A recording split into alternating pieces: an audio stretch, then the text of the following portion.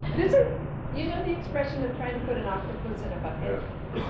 This kind of feels like Herding cats. Trying to get over here. All right, my name is Betsy. I'm with the Port Townsend Marine Science Center, and I am the Citizen Science Coordinator here. And we thank you all for coming out on this gorgeous Sunday morning. We're going to go through our run-a show in a little bit. Actually, we're going to start that right now. Okay. We have dogs, we have ponies. We have dogs, and we have ponies, and we have Allie. Yay! So, the way we hope the day is going to work out is we're going to be here for about an hour or so talking about the project, what's going to happen, how we're going to go about it. There's some discussions that we want to, I think will still need to happen. It's like, what can we move? What can we move? I'm not a diver, and I'm not an expert in invertebrates. So, and I put this together. So there we go. But we have those. But we have those. So everybody's bringing their expertise to the table, and this today is going to be a conversation, one that's going to lead to the safe movement of the animals and your safety if you're out there diving. There's some people here also in this room who are going to be working up at the tables to explain. We're going to have an information table out there to explain what's going on to the public when they're coming through. So everybody has a different role, and we're all going to make this work carefully with everybody. So we'll go over that, and towards the end of our hour here, we'll wander into the aquarium. Know that they are still setting up for it to be open, so we're going to go look at specific things like the abalone that we have there. I want to make sure everybody knows how to identify them, because they're really important critters that we are looking for and we may run across, and that triggers a whole other thing that we should be doing. And maybe talking about, like, okay, here's this critter, what would we do? How would we move it? And that kind of thing. So that's the goal of what we're doing today, making sure everybody's on the same page and we know what we're doing, and then answering your questions when we get there. And then at around 11:15-ish, we're gonna splash. Yeah, we'll try to get in the water and do a little practice work. We're going to try to remove some animals off the pilings. I've got some custom-made scrapers that I've made, so we can all experiment with those. I get to the point I've got some old cheap dinner knives, and I do mean cheap, and they're dull, so don't cut your steak with it. And so you can practice. Those come in handy as tools. They're better than a sharp knife because you're not going to cut or hurt some of these animals. Some of these species are hemophilax, and we don't want to hurt them.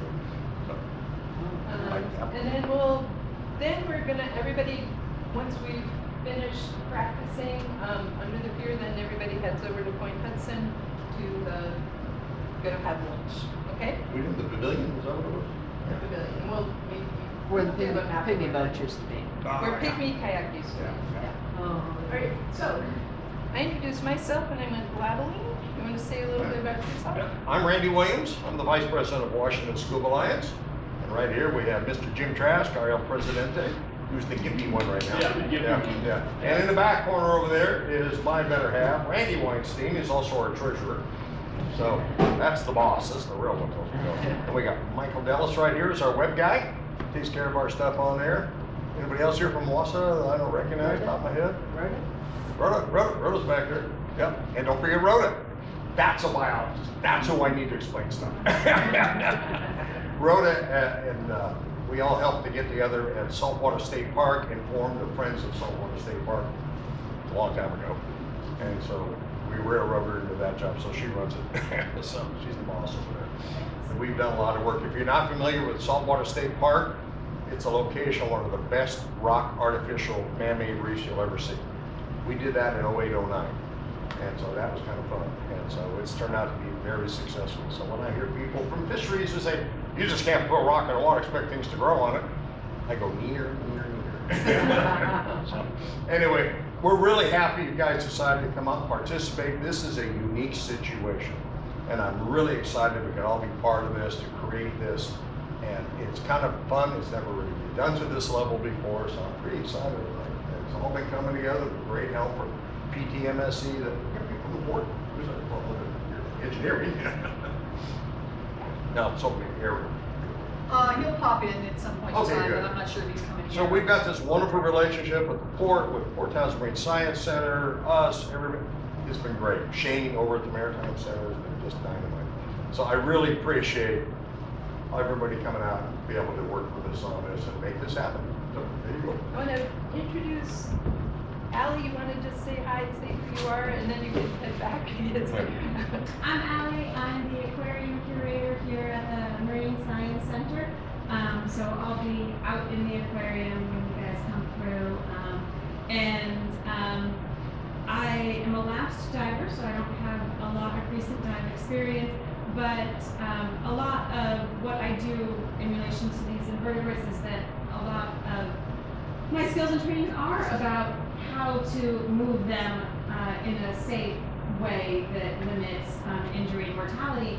And I usually then have the benefit of being able to watch them for a long time after I've moved them, which gives me some insight into how they've actually recovered after moving as well. I'm gonna give you my 2 cents where it's helpful. I'm not sure if all of it will apply equally well to people holding implements with dive gloves on, because that's a whole different ability to maneuver. That's hopefully where my knowledge can come in to help a little bit, is some information about the animals themselves and how they move.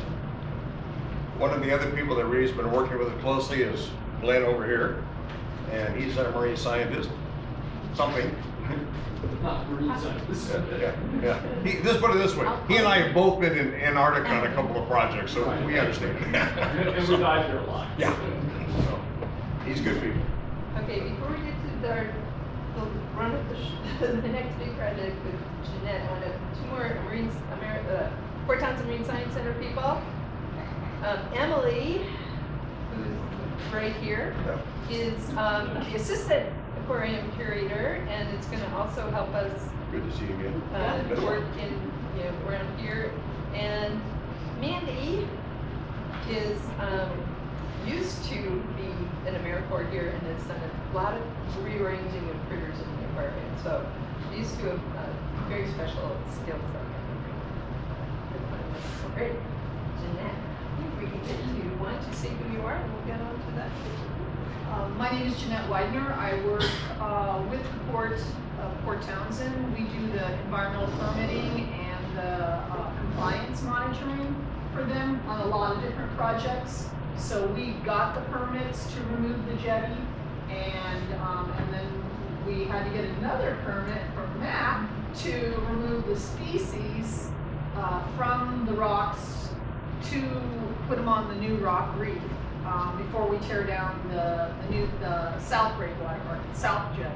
So originally we tore down the north breakwater and had removed it last year, and then during this in-water work window we'll be doing the south breakwater. So the in-water work window starts September 15th. That's when the contractor will start mobilizing and getting ready to pull out the old piles. Then they'll be pulling out the rock. Then they'll be pulling, dredging it to clear, and then they'll be putting in the new piles, and then they'll be putting in new rock.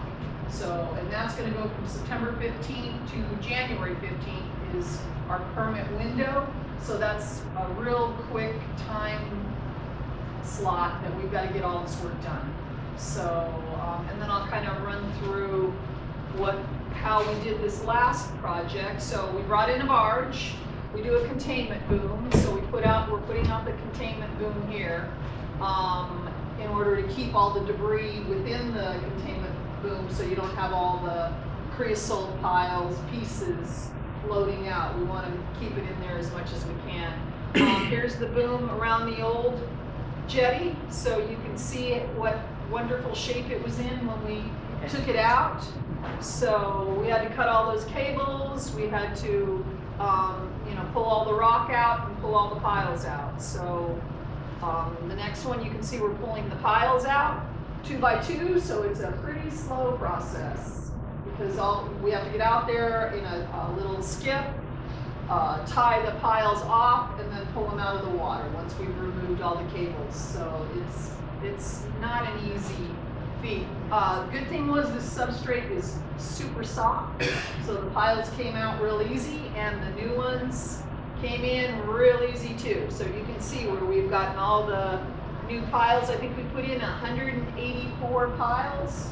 So we've got a vibe them in with a vibratory hammer. They've got to reach a certain elevation, and then obviously they have to meet an alignment too. So all that is critical in making this all hold and stay together. So here we're putting in the rock. There's we load the new rock, which came from Washington rock, and we load it. It's got to be a certain diameter size. We load it into the can't remember what that thing's called anymore. Yeah.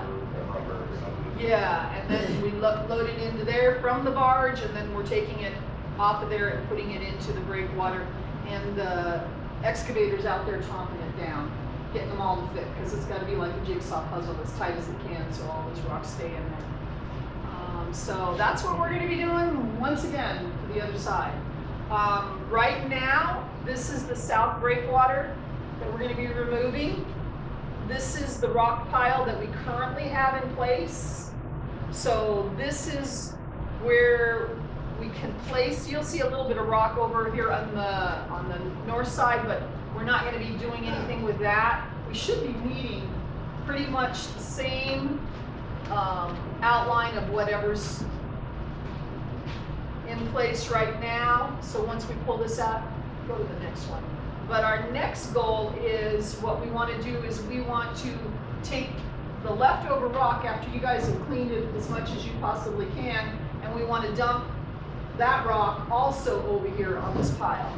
So my concern is, I don't want to dump new rock on top of where you guys have already placed animals. So we want to keep ourselves over on this side as much as we can and stay away from the cathedral, which I should have mentioned in the last one. You guys all know, if you're divers, where the cathedral is. Mm-hmm. Well, our goal is to get rid of the cathedral, because at some point in time it's going to fall anyway, and Fish and Wildlife would really like us to remove it. So is that going to be now, or is that going to be future? That's probably next year. It's probably not going to happen in this. And so is placing the rest of this rock is going to be, we'll place most of the rock on this side over here, and then we'll leave that section and then try to remove the cathedral and then dump some more rock over there. We're also moving or replacing rock at the Boathaven breakwater, so we might be using some of that rock to place over here too. So we're kind of playing a move and rock game, utilizing as much of it again as we possibly can, instead of taking it to Matt's mats. I mean, it's not going to be not used. They'll dump it in Matt's mats, but if we can put it back in, and it seems to be effective.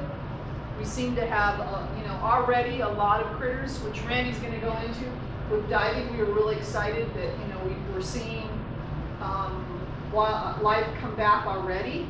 So, but that's kind of our goal. And then what we're also doing is we're trying to create a little platform here. That's why this kind of looks like, because this is sloping. If you dove it, you know that this goes down to about 70 feet negative, and then the top of this is right now about 30. We want to get it to negative 15, and that'll create a kelp platform.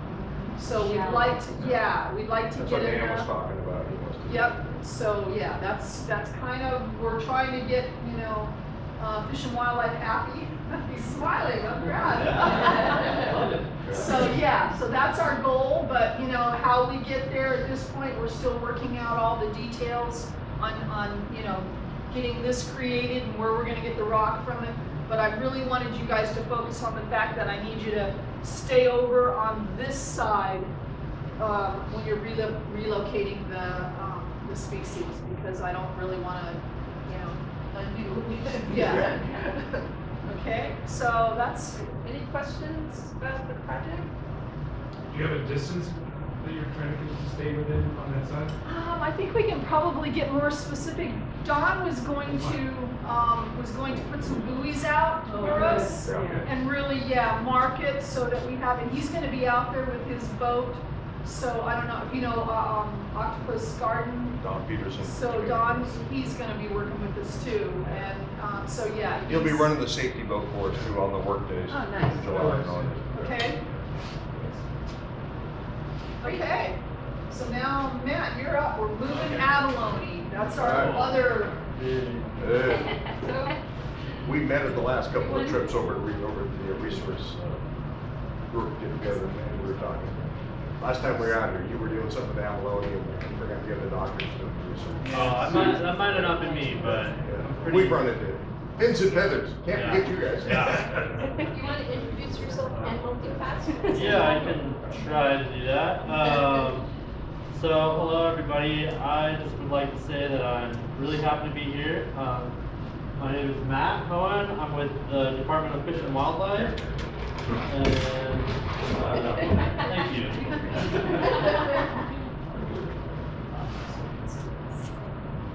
And yeah, today I have the pleasure of talking about one of my favorite critters, the abalone, the pinto abalone, because you guys are going to be moving a lot of critters from the jetty to another, like that, the other reef, and you guys come across abalone. There's some specific techniques that we'd like you guys to implement when moving them, because If we find them.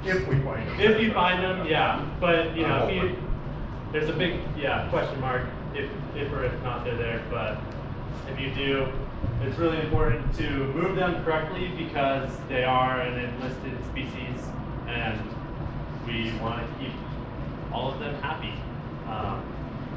But yeah, so yeah, I'm going to talk a little bit about safely identifying and removing abalone substrate, or abalone from the substrate. So, has anybody seen a wild pinto abalone? Okay, so yeah, a few of you. Number of it. Yep. They're a really cryptic species. They're a large marine snail that adheres to the substrate, and you can see here things like to grow on them, but you can identify them by their epipodium around the edge of their shell, as well as they'll have 1, 2, 3 to 6 respiratory pores. And yeah, you can see they're really cryptic. I don't know if you can find them in the photo, but swim right by them. But you can see their little epipodial tentacles sticking out sometimes. And yeah, if you see an abalone, it's 99.99% of the time going to be a pinto. There are, I think over 100 different species of abalone worldwide. In California and on the West Coast, there's about 7 species of abalone, but in Washington, we've only seen pinto abalones, as far as I know. Theoretically, there are reds, but not really big pinto. Eat my picture. And so, just for comparison, you can see these abalone have tons of growth on them. However, ones that you find on the jetty have a little bit different type of animals that will grow on them. They'll be mainly covered in barnacles instead of that like red coralline algae or other leafy algae, just because barnacles are so abundant on jetties. So pretty much whatever's growing around them will try to grow on their shell. So they're a little bit less colorful and might blend in to all of the other barnacles. And so yeah, you can kind of see this guy for just comparison is limpet. And then you got your abalone over here. The limpet won't have those respiratory pores. And so that's going to be your key identifier. Sometimes limpets have a colorful mantle, so it can get a little bit confusing, but really try to focus on looking for those respiratory pores, as well as their shape a little bit different. But yeah.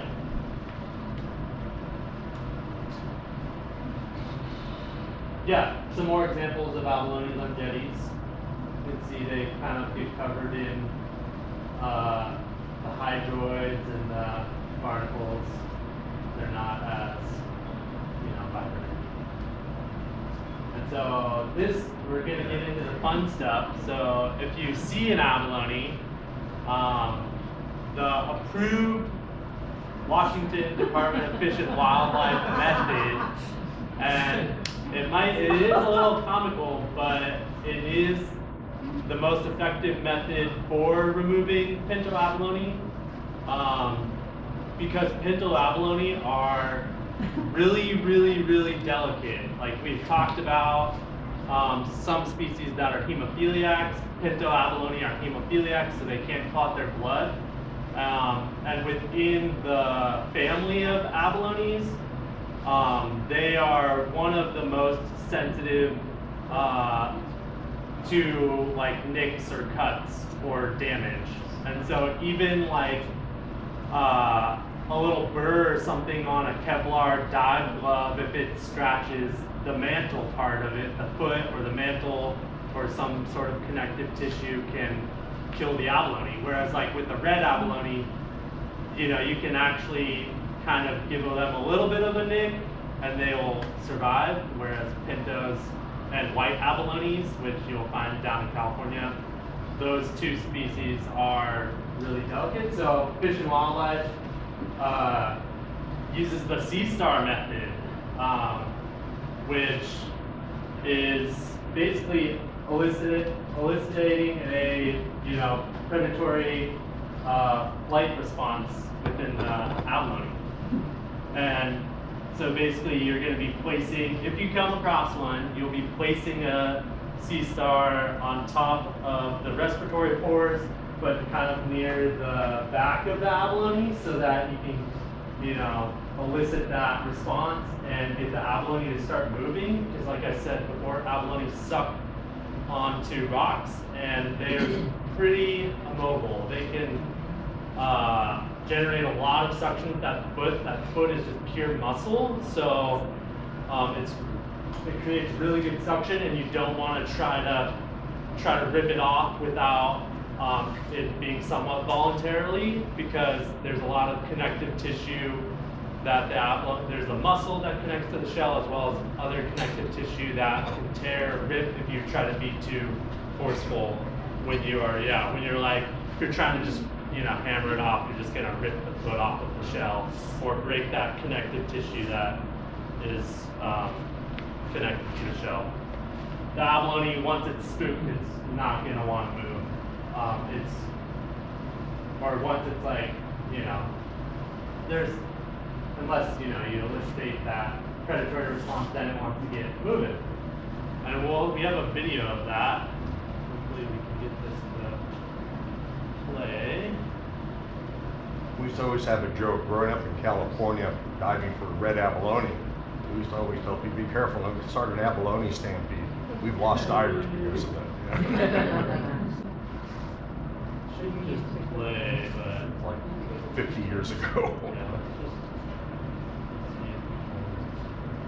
That abalone you have is pretty much the accurate size, and they're not much bigger than that. That's about as big as the. That's a big one. This is a big one. They get up to 6.5 inches. So yeah, this is kind of towards the end of that size range. Yeah. Yeah, so they could be a whole lot smaller. We have abalone in tanks in here. Some small ones So up there. afterwards, we can go take a look at the variety. The most we have like itty bitty ones, and then we have some big ones, but nothing this size. And a lot of great work by state and federal and the private groups like Restoration Fund, who have been doing a lot of growing abalone over at the Marine Lab at Plankton, the other place over there. As you're going to Rich Passage, the EPA and the Fisheries Lab, Manchester, thank you. And they're doing great. Now there's a lot of sneaky ways they hide them and bring them out. They got their super secret places. We can't tell. The only place I've seen more than one was using it between rocks.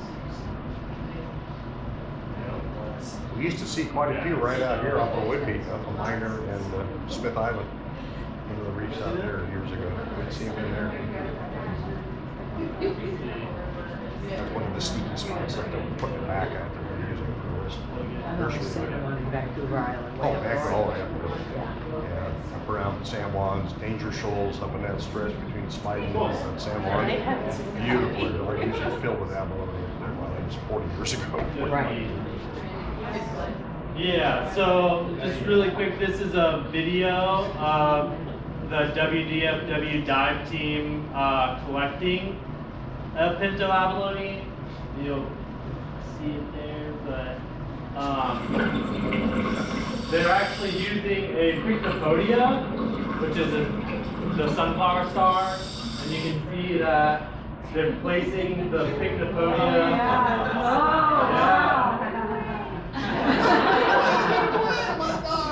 So basically, the move is to get the tube feet of whatever sea star that you're using, either on those respiratory pores, as well as towards the back of the abalone, so you get the abalone to move forward. You kind of saw how it does that little twist and shout is what I like to call it.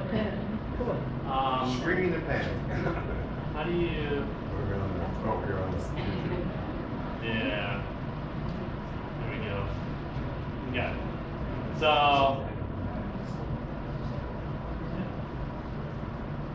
Sorry for all the technical. So carry a starfish wherever you go. Basically, you need to carry a sea star in your goodie bag. Sea star in your goodie bag, or just happy to see it?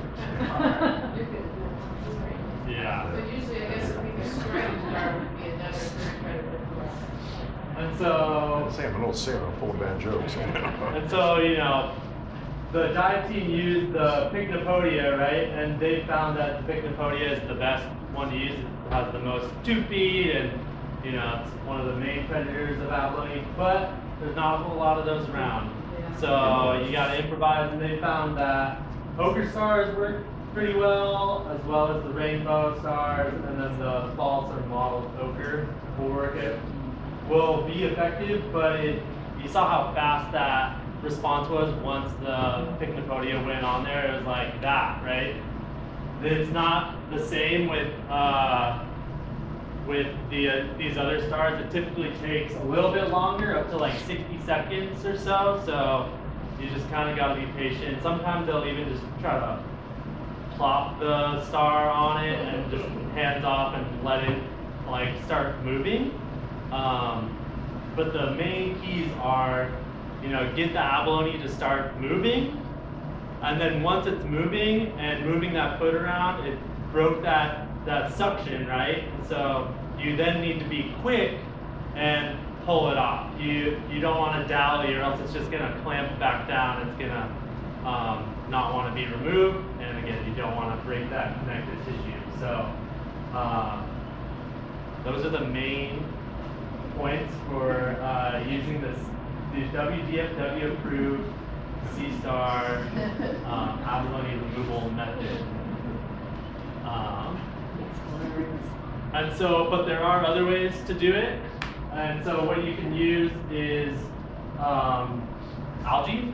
So you can also try to, dangle the carrot in front of, the rabbit kind of method, where you take a piece of algae or sticker, however the analogy goes, but you dangle a piece of algae in front of the abalone, and more often than not, it's hungry and will want to eat, so it'll, start moving towards that piece of algae. Which kind of green algae?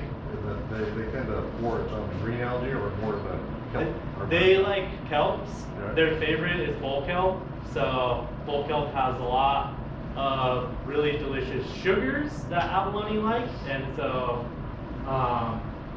if you have just like a random blade of kelp, or you could try it with the ulva or a red sugar kelp, yeah. But it's a little bit, that one's a little bit harder, but if you don't have a C-star around, then that would be your move. I think that the C-star method would be probably the best. There's probably plenty of ochre stars on Reaction to predator. Yeah. It's like, Tons of rock stars already out there, so that's. oh god, yeah, don't Yeah. let them No know. shortage. Yeah.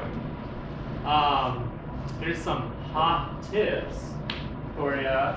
So you got this abalone removed from the rock. You really do not want to touch the flesh. Like I said, even just like a little abrasion from your glove can be significant and cause mortality potentially. But then once you have it, you're holding it by the shell, you want to put it in its own goodie bag. You don't want it mixed with any other critters. And so just a dedicated goodie bag. And we're close enough, by the way, if you've got one, if you see one out here, Yeah. just hold it in your hand, very gently, and go over to the rock. Yeah. Move it. Yeah. We're not that far away, we're only a few yards. And I would like maybe recommend like so that you don't have, not everybody has to have like carrying around a sea star while you're diving. Maybe if you see one and you have a buddy, you have some signal like, oh, abalone, like hey for abalone or something. I think ours used to And be. then somebody runs and goes and gets a sea star because you don't really want to leave and have to find it again. Because they are cryptic and might not be able to find it again. So maybe have your buddy go run and get a sea star, and then you guys can work together if you find one.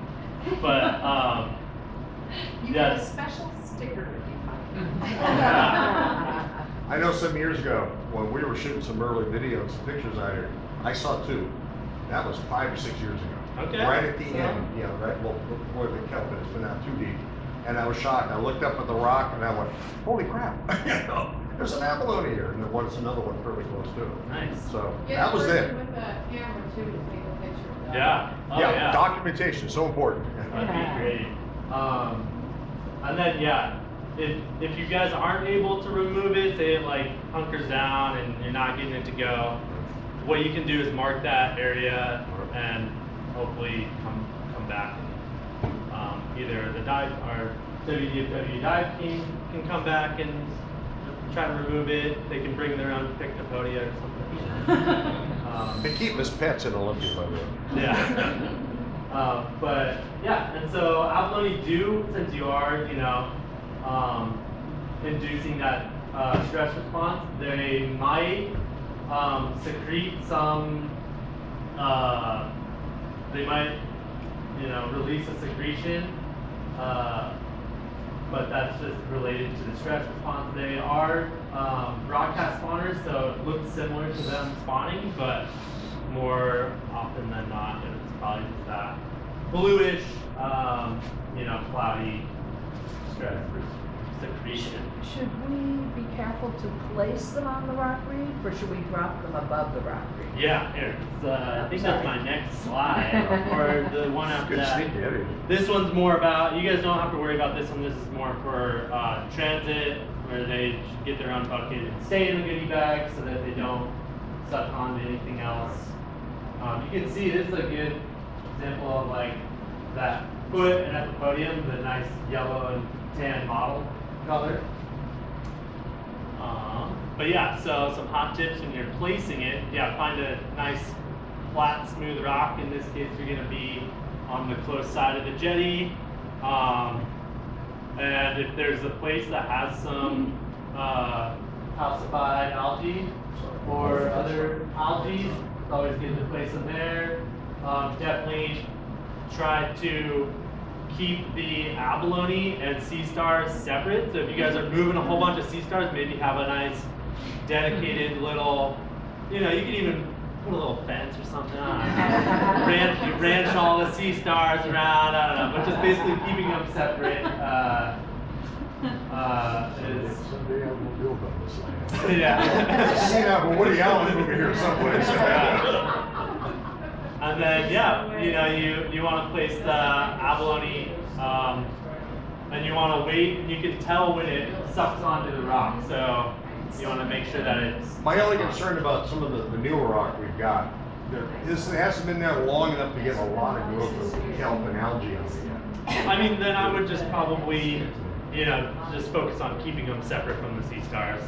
We'll put it down, they'll find, I mean, it's started growing here and there, but if we can move it, if you can find one, it's like I said, there isn't a whole lot of kelp out there right now. Yeah, and if you guys if you haven't spared a little bit of kelp, you know, give them a little snack, you know. There you go. They just made a long journey, and after you give them a snack, give yourself a pat on the back, because you just did a wonderful thing. And when you come back in a couple of months, he'll know you, he'll recognize you, he'll run to you. And yeah, that's really all I have. And yeah, just thanks for being a part of this. There's a huge effort by WDFW for restoring the population of pinto abalone. And I mean, if you want, I don't want to step on time, so we can talk more about that later. We can talk more about that later. We have- Show you our abalone cakes over here, but I just want to make sure you get to all the other trees. Yeah, sorry. No, you're awesome. That's great. The tender room. Thank you. Thank you so much. Appreciate it.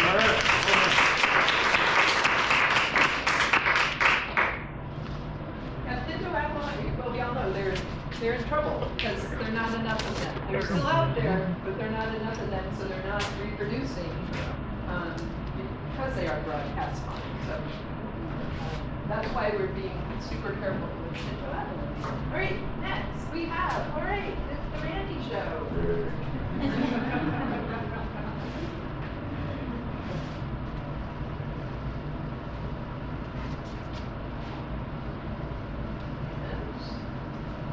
You want to introduce this? Go ahead. We'll Okay, play we're not one going to listen to the sound. Yeah, I'll turn that down. And greetings from Washington. Turn that down.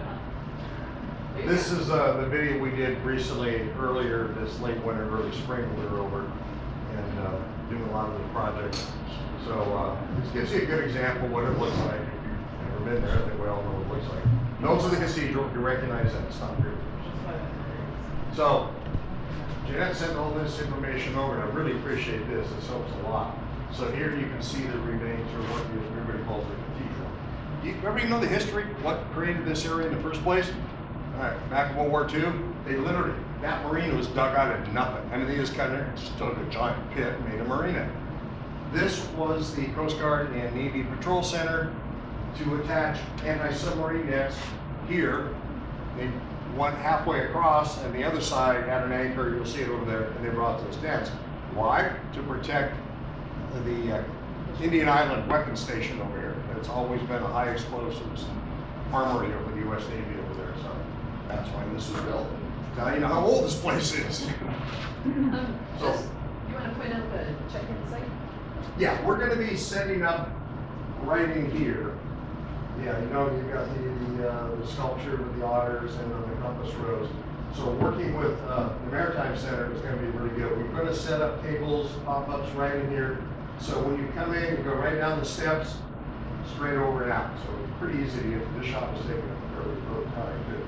But parking is gonna be, we're gonna try to secure what we can, maybe work with the city more to see if we can get that area in those work days for parking. We've done well, like 4 or 5 spots, literally right where the whale watching parking lot is. And I think we're gonna do with that. But this is the area, we're looking at the dive zone where we've been doing this area. So you don't necessarily see it from the original shot, but that angle really puts it out there quite a ways. And We yes, can Kurt, shuttle too, if the Maritime Center has something going on and while we're doing this, we can shuttle from, you know where there's a cupola over on the other side? yeah, Point Hudson, all that parking is all, we can ports. shuttle around if we need So, to. yeah, we can Yeah. shuttle people and we'll also try to secure some of that parking again, if that helps, if this gets really busy over here, because I know sometimes, especially on the weekends, it's gonna be crazy trying to find those. Based on our calculated our tides, we were looking at, this is why it's a Thursday, Friday in July, possibly Saturday, but how much time we got to do it. And that's why this will help. We want to be really impacting a lot during the middle of the week. So, who did the size scan? E-Track. Oh, okay. Yeah. Hey, Randy, real quick, if you find the parking is all completely full, over here to the right Oh, yeah. you'll see where we'll be able to drop off. You'll see 2 or 3 bollards, 2 or 3 bollards sticking up, and you can drop off your gear there. And we can have somebody there. And we'll be to set up check there your, with our you know, pop-up. to make sure it doesn't walk away. Yeah, these all Until you find a removable. car, we can park, place the park, and then come back, and then bring your gear in. So, I'm with yeah. Jeanette. Get the salmon club first, borrow the spots for that. Yeah, we'll talk to the guys on the other side, the other end of the building. Now, there's parking the other end, but yeah, the Salmon Club would be glorious if they let us in. So what do we got here? This side stand SAR imagery. What was this one, Jacob? Oh, That was done after the storm in November, I believe. Okay. We wanted to see if there was any movement of the sand. Obviously, we're gonna be doing some dredging when this whole thing is done, just to clear out the marina. Oh yeah, this has been really filling in with a lot of debris over the years. I know I bumped the heel in here years ago coming in at a low tide on a sailboat. I was like, what the hell was that? You know, did that myself. So this is where the area will be expanding in here. And they got Touch the screen, Randy. night dive. There we go. So where the rock is now, is they can move some of this around. Again, this is the area we're gonna try to plant a lot of the new stuff around here. So that's what we'll be working. One question. Go. So around that whole point, you're gonna have all of those divers gonna be all around that whole tip, the whole point? This All of working, the rock pile? spread yourself around, yeah. Yeah. And we'll be working Just the on one shallow side? Yeah. Yep, right in here. Just on the outside. Yeah. We won't be Just on going, the outside, not you inside. can go past the point, they're stuck in here, there's a lot of rock in this area, a lot of animals on it. Hit it when it's flat, because it gets all rippy in here. But, yeah, you can work these rocks that have collapsed and come down from the old structure and then bring those over. Where's the barge? Barge is, Don't go into the channel. Don't go into the channel. yeah, don't go to the channel, barge like down in here. Okay. I don't see working much deeper than 50 feet max, because you're down too deep, you're not gonna have a lot of the critters we wanna get. But that will be removed when they pick up the rock and start, that's what Jeanette said earlier, they're gonna pick up this rock and move a lot of it out here, and that'll fill in. I can't really tell where the cathedral is. Cathedral's at, it's about right next to it, Randy. Right here? No, over a little bit, right there. Oh, that, Yeah. yeah, that makes sense, yeah. I couldn't really tell the side scan. Okay, so that's where that's all gonna fill in. So as divers, we've added more, and we wanna fill in and put the animals in there. Randy, there is a lot of life on the barge. No, yeah, we talked about this, and it's like, I wouldn't worry about it. Yeah, There is. it's not. It is. Put your finger exactly where we're gonna put the stuff. Yes. Okay. There was a scene out of a police squad movie. Right in here. This stretch will be working. We're taking Right, where are we from putting it? there, Yeah. and where That are we here, putting it? and moving it over here. Okay. This is the new rock. So the onshore side. Right here, we'll be working this stretch out in here. Don't go much deeper down in here, because that's where they're gonna be dropping. the new rock. Rhoda? Yeah. Randy, my point about the barge was. We're asking questions you may be able to answer. Doing a what? Depending on whether it's high tide or low tide, that barge could be at 55. Yeah, that's it. I don't see going much 50, 60 feet, At absolutely. most 60. Yeah. so. What are you talking about the barge that's down there? Is that Yeah, what the you're- remains of the barge. The steel's pretty well corroded, we haven't been there in a while. There isn't a whole lot on it, and quite frankly, when they start reaching in with the grapple and picking up and move stuff around, it's gonna get broken up. Yeah. And See, it's I don't- not a major loss. I talked to the contractor about it a little bit, and I don't know that it's gonna affect what they need to do, I don't see it. so they're not interested. You Yeah. know, it's like they There's did nothing to this- say. They did this job based on replacing the break or the jetty, not Yeah. cleaning up the garbage. Yeah. But there is There is a lot of life. There's critters on it. Yeah. If we can remove as much as we can off there, but what's left over is gonna have to get torn out. Yeah. We So can't do it all. that's just solid full of life and stuff, so there's lots of animals that live Down inside inside of of it. it, So yeah. if it fell apart, to move those pieces over to the new reef, I would prefer something that's smaller. And there's a lot of, invert fish that also live inside of it, so And they may go with it. If we can carefully remove it over to one area, great. Right. Yeah, but we'll do the best we It's can. not garbage. So, right in here, here's the new rock pile. Okay, keep going. We're not gonna be able to move everything. No. Right. We're gonna do the We're level gonna best. hunt we Do can. the best we can. Even So the here we are. cathedral is turning into an issue to try to figure out, because that's a huge piece of concrete. To try to get rid of that piece of Oh, concrete good luck with that. is, yeah.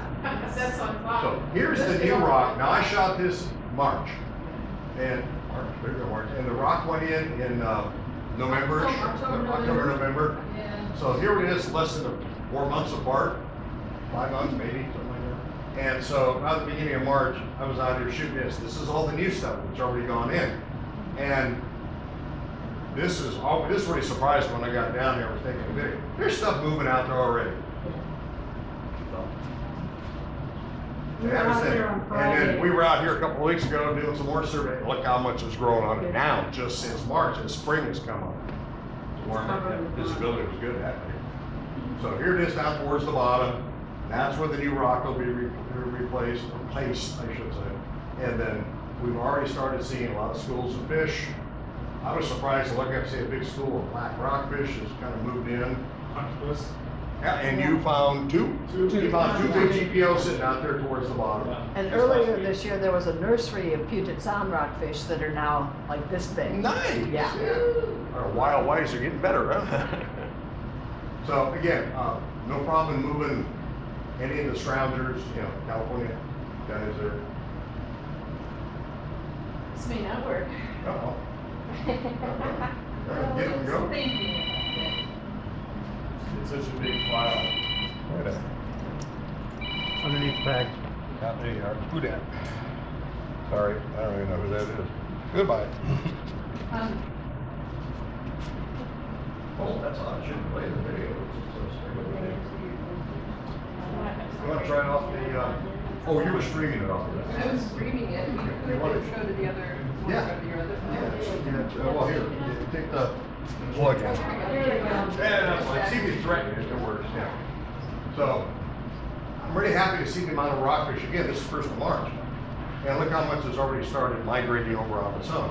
So, what we can move, do the best we can as it goes. Trust me, come back in 100 years, you won't tell the difference. No.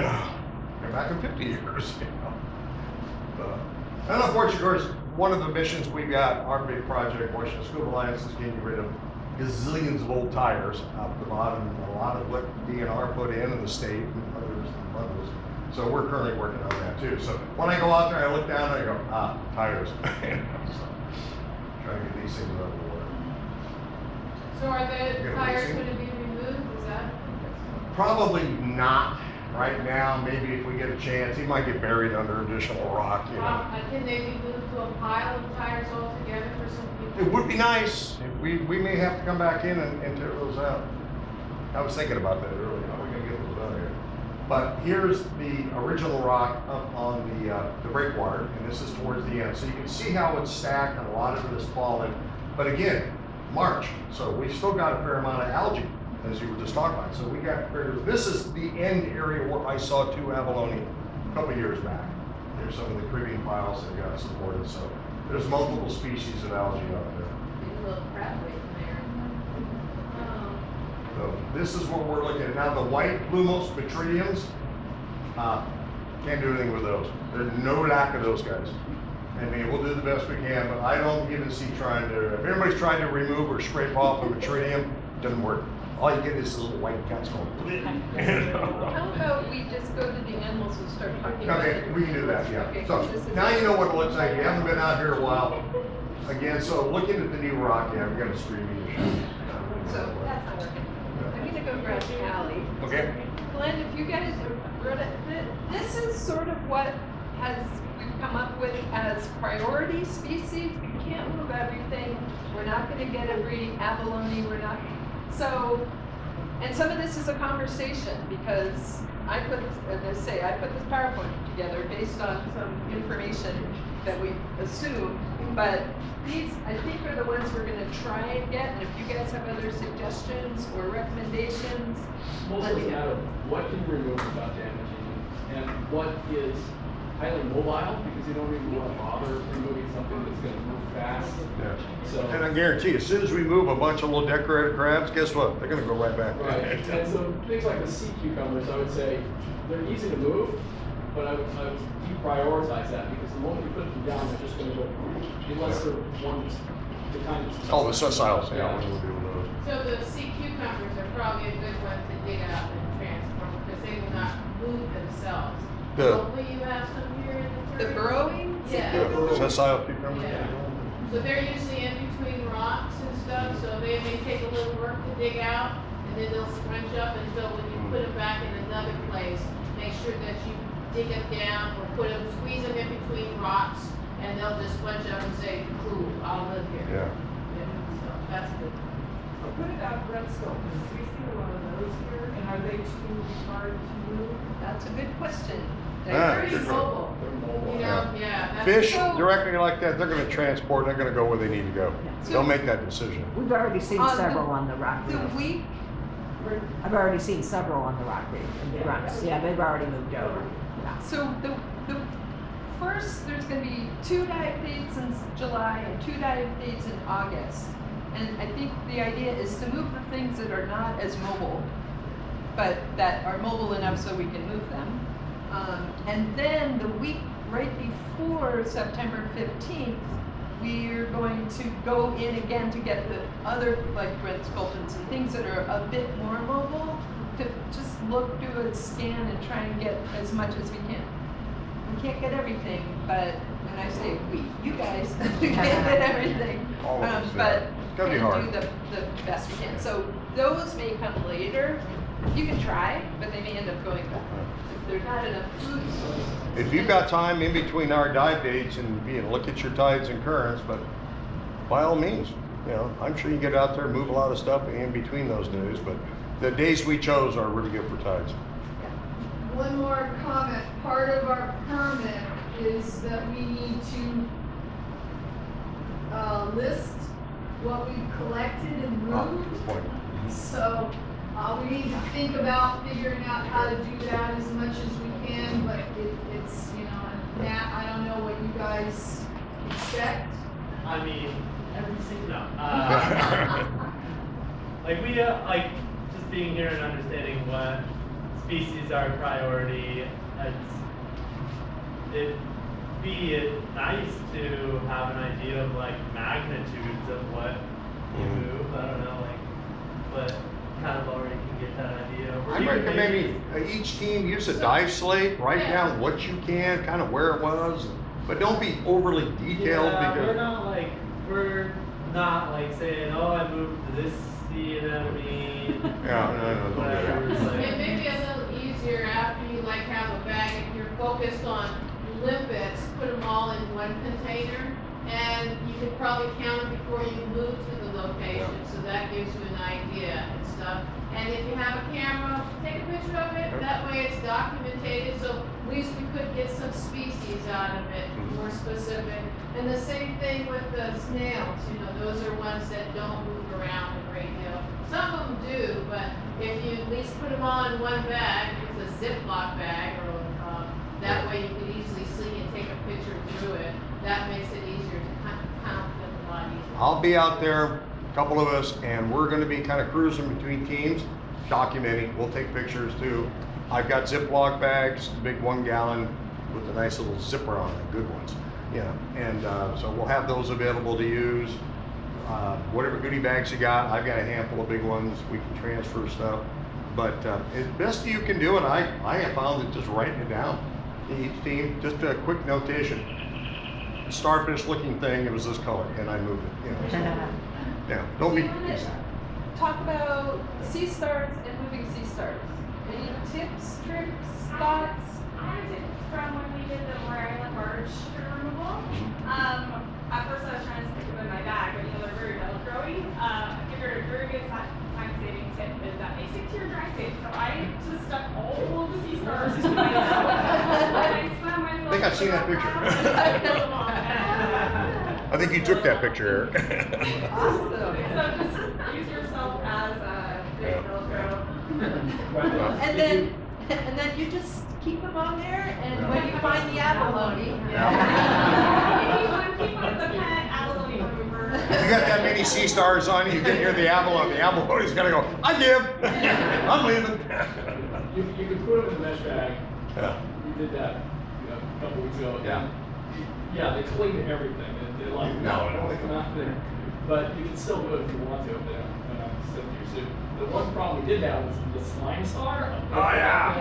If you put that in the bag, you're never going to be able to get it out because it turns into this ball of slime. So, I don't see a slime. well, Yeah. We had slime stars out there. it's Not that a one, cushiony one. Yeah. Leather Pink star. cushions, some of the The slime. leather star's not slime. Well, But something that there looks are- like that. yeah. Very slimy. We ran into a few that were like, ew. The model stars, the one in the top center, which is the brown one, there are so many now on the rocks already. I Oh my would God. not focus on taking those because the rocks are now full of barnacles and they're munching away at all, quite a lot. So I only saw one leather star, so those would be ones to move over. Purple stars, I didn't see any purple stars over there. The one, the six arm star, that's one, and it's a small star. All three of the ones on the bottoms, I don't even see the rainbow stars over there, but if you see any of those in the blood star, that's another one that's out there that, with just the 5 skinny arms, those are ones to move over there.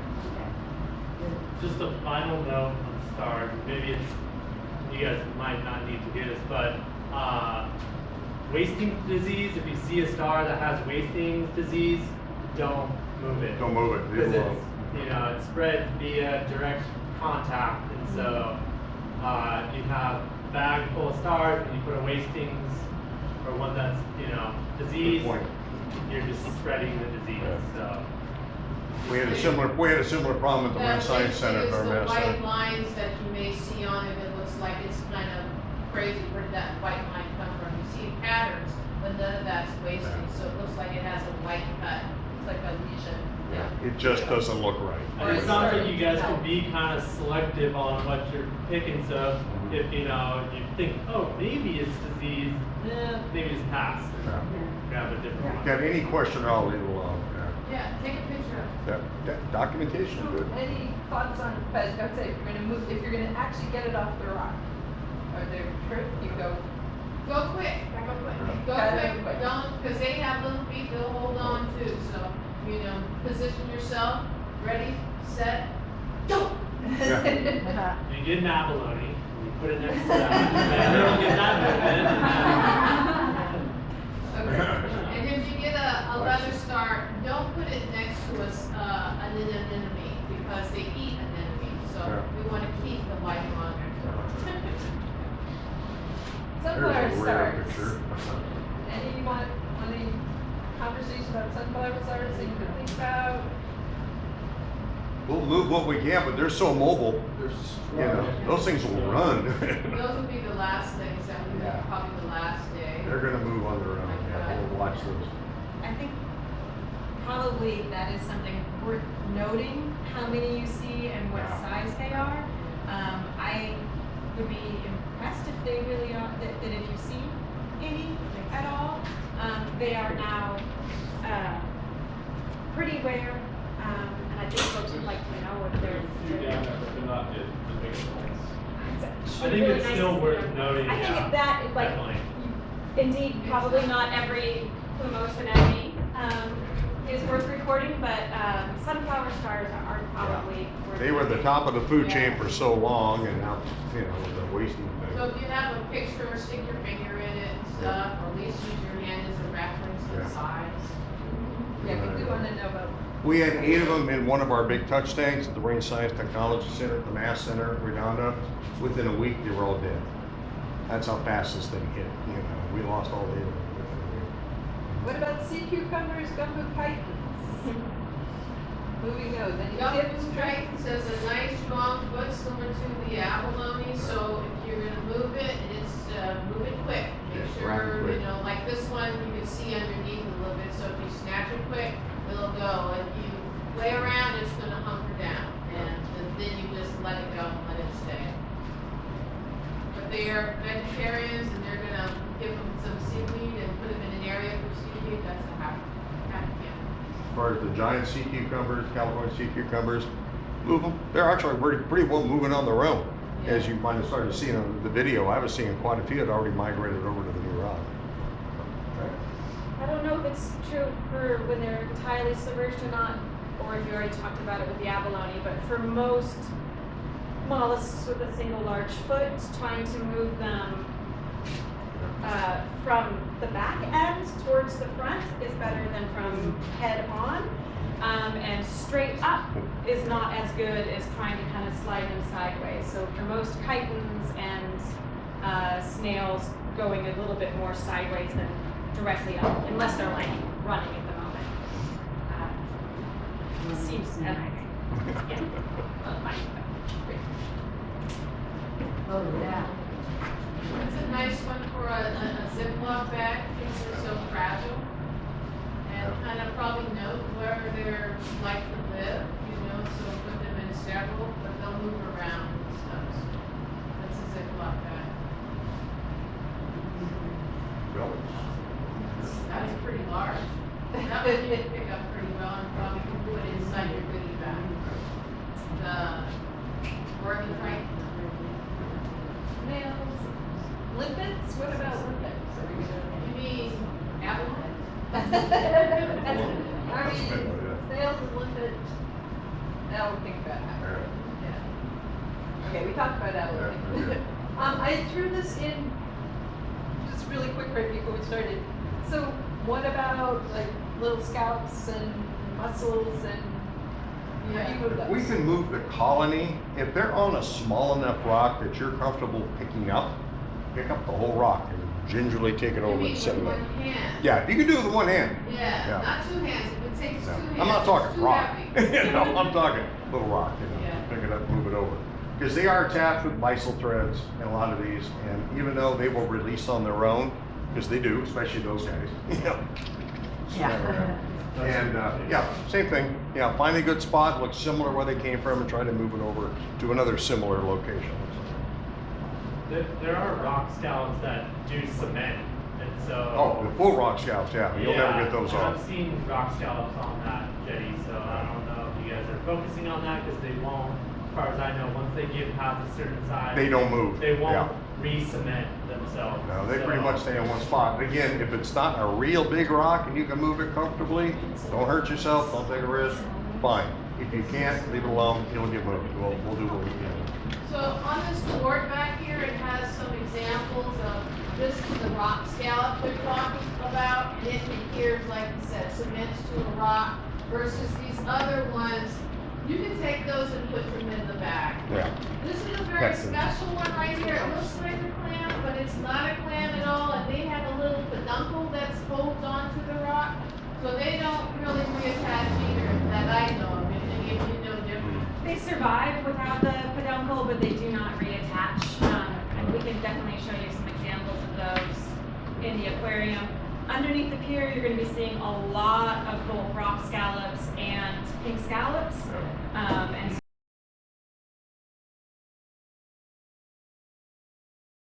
they're missile threats. They'll, if you want to move them, I don't know if it's a priority for you guys or not, but usually you just kind of slide them a little bit and they'll come right off. The little pinks. Put the little sea star next to it.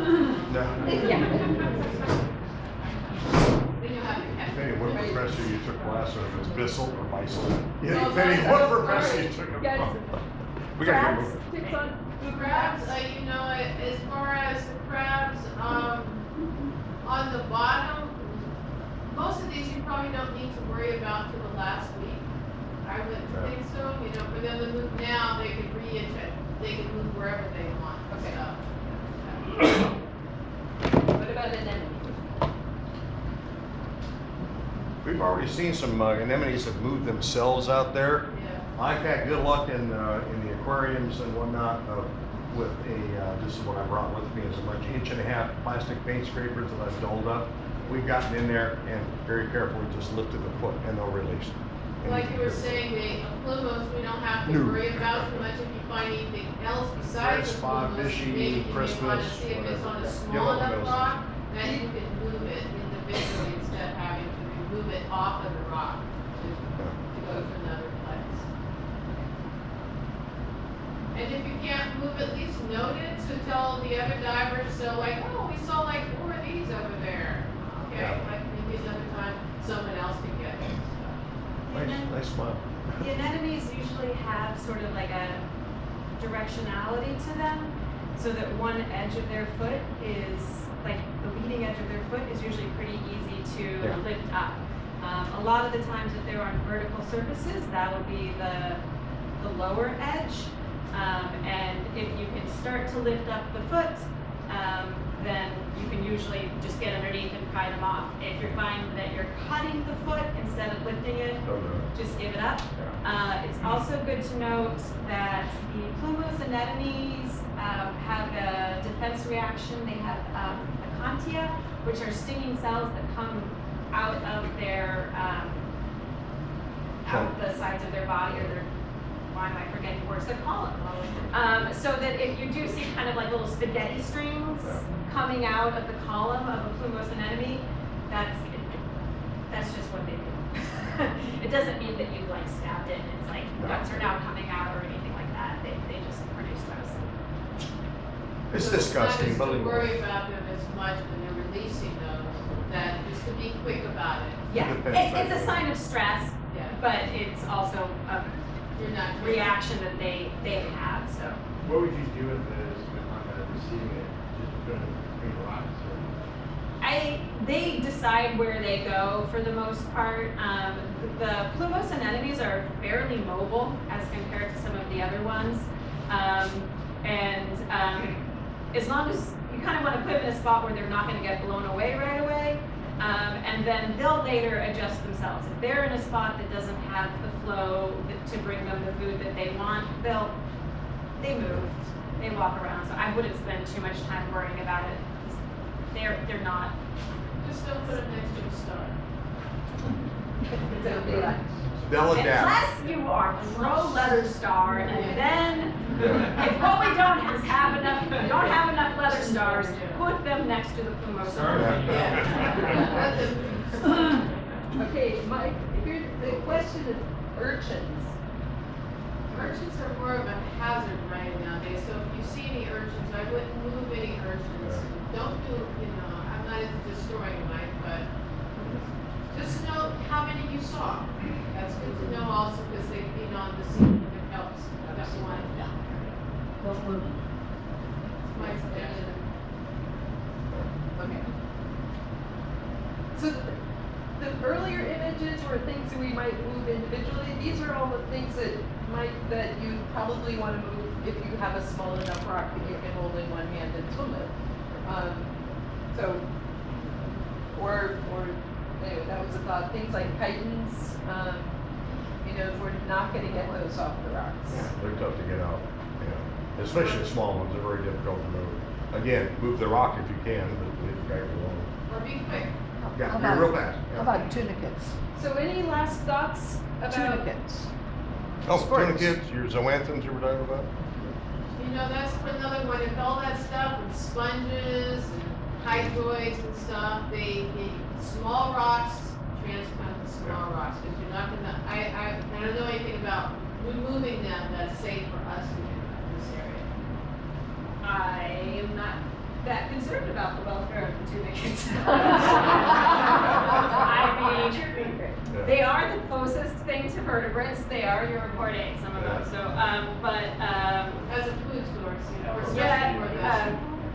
I'm sure you don't really need to worry about moving the colonial tunicates, and solitary ones are not going to move well. I think if you see a nice big chunk of sponge, that it is probably worth it to scrape that off or rip I've it. done that. I've actually gone and taken big sections of sponge and moved it over. I experimented doing that. Because part of that is the food source for other things Yeah. too. It's like a bare rock. It's great if we move all these animals to bare rock, but if they have nothing to eat, they're not going to stay there. And some of the sponges, even if they're ripped up, That's a good question. they actually We have will them? spread out and Okay. reform little colonies. They can kind of seed that way as well. Move the you So sitting in even the if all you middle have of is a a creating little a sponge colony, when you try powder, to put it'll them in sort one of place, then Uh-huh. protect the area help between settle rocks. sponges Okay. anywhere. So they're not Can exposed you- to current. Can you Some of the get things underneath them? You can Okay, scrape, you wanna yeah, know? you can get Okay. underneath. Oh, and the sponges will sometimes have the nudibranchs on it, so if you move the sponge, move the nudibranchs. Any other thoughts about moving animals? And we're also gonna have another opportunity in a few minutes, out or whatever moments. Wibbly wobbly tiny windy, right? So, everybody, Doctor Who? Okay. We're One doing last best we suggestion, can. is if, it's probably good to focus on what you wanna collect, what you feel comfortable in collecting, instead of saying, I'm gonna take some this, and this, and it's very hard to keep track of that. So, you start with one, you know, you may wanna stay with a certain type. Just a suggestion, you have several bags, but then you'll get better at those types, and then also transporting them also. You have a question? I'll actually say it. I know some of us got through the race. We were confused with the location, Okay, so I just wanted to touch base on this. I don't want to. okay, we can catch you up. Okay. Not a problem, we'll make it work. Recorded the entire thing, so reach out to me afterwards Oh, he's recording. Sorry, one other kind of general suggestion for transport, maybe you guys are talking about containers and things. For a lot of the animals, reusable produce bags that are like the fine mesh bags, those are really excellent for moving some of the smaller invertebrates. So if you have those, that's like what we use to transfer juvenile abalone, because a lot of those animals will release nicely from that kind of mesh, and it's much cheaper than buying the dye bags. I do want to bring up part of what I'm doing, diver safety, check in and check out. Yeah, we're gonna get to that next. Okay. Any other questions about moving animals? Sorry, I was just gonna ask, I heard where we're gonna be moving to, I didn't hear, where we're moving from, is it the tower, old section, is that where we're moving from, or? I think there's more, correct me if I'm wrong, but there's more animals, critters on the water side than there is on the shore side. Yeah, it gets shallow up there, really not a lot. From that corner up towards the beach, really not a lot there. You can move anything from up there all the way down, that's the point, Yeah. move that whole side. And So maybe this is a You're good not area. gonna be coming into this side. Yeah. Yeah. You're just gonna be doing So, this. any And out the old end. reef is fair game to move? No, see the green, So area then right we just there? wanna put it on this side, Yeah, right, not on this side, because all this rock is gonna be coming over here. yeah, the so green we're will just be, gonna new going rock right will over be here. planted, where we're pulling it from the, breakwater. And this is what is this area. So we can get as much critters from around here, on here, and then place them over to here. We just want them on this side of the rock, not Not this dead side center, or this but, yeah, side. we want 'em You right know, in here. just on this side, the north side of the rock. Parts of the new rocks. Yeah. And anything off the old rocks? Take, Okay. yeah. So it's a very short distance. Oh, yeah, you can literally go, turn Yeah, that's around a- and it's right there. That's how close it It is. is a short distance, so that's the advantage, and then there's really high, that's exciting too. Any other questions, suggestions, logistics? I've got a bunch with me, that's why I wanted to play in today, get a chance to try on them. I've got a couple of the cheap, I literally, I bought these on Amazon, dirt cheap, boxes of knives, kitchen, what am I on this? Butter knife looking things, yeah, dull as hell. And then I've also been very successful over years of doing a lot of this work. We've taken 1.5-inch plastic paint scrapers, and I knock off the corners and then feather it around, and they're still easy to work and get in it. Between the two, I like the paint scraper. It seems to work better, but there are places where, hey, that little butter knife comes in. Randy's you've been putting lanyards on Yeah, I got lanyards on a so bunch of he's stuff. gonna be making some of these tools, so they'll be I'll have available much more for you available. I when got a you batch get here. At the check-in desk, which is, we'll be checking in, can't really tell, there's Compass Rose, the Maritime Center, and we'll have a table there for check-in, and we'll have a table there for information for the general public. Another easy up is gonna be, they can't miss it. Yeah, you'll see our tent, our Yeah. pop-up. Randy, I also brought a whole, slew of those waiver Oh, forms yeah, if good, I was gonna anybody ask you wants about to- those here? Yep. Okay. Okay, check in and Yeah. wait, yeah, so should we go over dive day logistics I and need what? waivers, guys.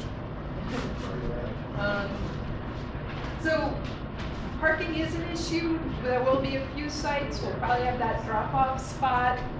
Gonna have to just go with the flow, play it by ear when we get there. Then everybody needs to check in with Washington Scuba Alliance table, and we want to make sure we know who's going in, and when you come out, who's coming out.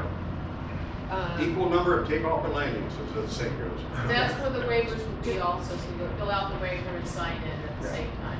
We have a tag system or something like that? Go ahead. A tag system or something? Nah, not really, just give me a name, I check mean, it out. I have one available, I if you could want do. one. I mean, I've got poker chips. Oh yeah, the smoker Okay. chip trick, yeah. Yeah. Playing over? We'll play that out, we can make those, we got time. Yeah, okay. Okay. Are you guys gonna check cards? I would appreciate it if you were all certified.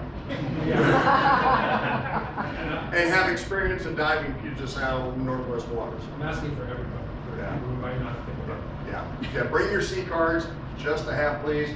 I would like to see them, but I'm not gonna be the water police on this thing. I'm gonna give faith to, you people know what you're doing, you know, prove it to me, whatever, I'm up with that. Well, in the waiver, usually certify that you're a diver. That's it, you'll fill all this out. Now, to be honest with you, after 54 years of diving, I still make mistakes, so don't worry about it. So, still make movements. Okay, how long, so what are the different, you wanna talk about the splash times, you wanna talk about? What do you, you're sticking around the back. I'm gonna give it to him to talk about slack and our currents. We've chosen the current slack times as best we can. Of course, it's gonna do what it wants to do out there. If you get out there and the currents are ripping, you have to make a safety decision about whether you want to hang out there or not. What's your comfort zone? Yeah, what's your comfort zone? And in all of this, your safety is number one priority. You know, if for any reason you're not comfortable out there doing whatever, just come back in. So fortunately, we'll be kind of be in the lee of the jetty for most of the current, if there is any. But again, that said, we have chosen the dates so that there's a long, fairly low exchange, if any exchange during those times. Hopefully, nature will stick to that. We have been posting, when we came up and it says, you can do it from here to here, but if you really want it nice and quiet, theoretically it will be here. Yeah, there will be very narrow times for that. But again, you will be kind of in the lee of the jetty. A careful note here is that the currents almost inevitably want to sweep you out into the channel. So unfortunately, that's the direction things want to do. So if you get, the deeper you go and the further out to the end of the jetty you get, the more it's going to want to take you out. So if you find that happening, just move critters further in. You know, find another place. Hug the rock, go back in, we get Yeah, up. just go back in to someplace safer. There are 3 splash times for, say, for both clusters of days, and they're at 3 o'clock, 4:30, and 6 o'clock p.m. And everybody would like to show up an hour ahead of time, ahead of the splash time. You'll go through a safety, just a, check-ins, talk about who's your buddy, when are you gonna go down, that, just check in with everybody. They'll do a quick safety briefing reminder, and talk about what you got, your goodie bags and all those things. But do show up an hour before you sign up time for these splash times. So these sign-up sheets are up here, and then we have a September. If you're interested, we just don't know which dates we're gonna do that. So right now that is scheduled to do the work we've got on Thursday and Friday in July, 26th, 27th, 6 weeks, something like that. Even though our currents, we've calculated out and said, yeah, I may go in early.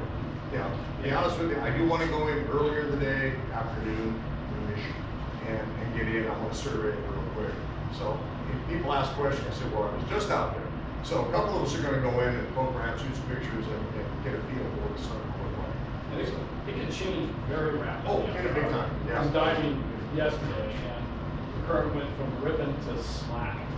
And then a couple of weeks ago, we were out here, we were supposed to have current. We got out there, it was dead. Nothing. It was flat, didn't move at all. Go figure. If you're lucky enough to get out there and it's flat calm, like we're hoping it will be, go ahead and get the critters that are most exposed. It would be my suggestion. Of course, take care to do what you feel comfortable with. But that's with the knowledge that maybe later in the day, you can be ripping a lot more and you'll have to work closer.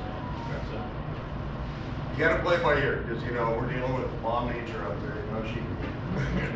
And if you go on a day that's not scheduled here and you correct move critters, just send it to us, so send it Yeah, to. just let us know if you move things, just so we can let Fish and Wildlife know what's been moved. Keep account. You don't, I mean, Rhoda's already been out there relocating it, so it's, I just wanna check that sounds okay to you, Jeanette, if we just start, you know, if you go out on your own and We are can just diving. put the list together at some point in time, I'll get a list totally together to turn in.